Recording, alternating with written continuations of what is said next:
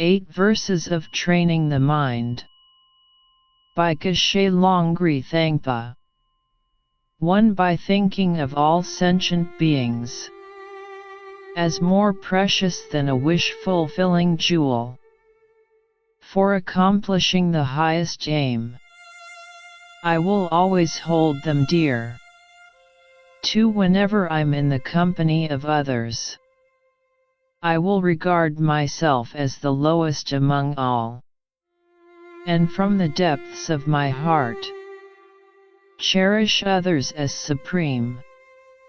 3. In my every action, I will watch my mind, and the moment destructive emotions arise, I will confront them strongly and avert them, since they will hurt both me and others.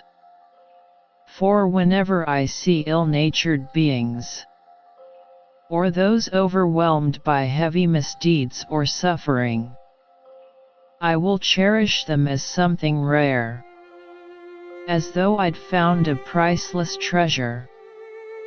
5. Whenever someone out of envy does me wrong by attacking or belittling me, I will take defeat upon myself and give the victory to others.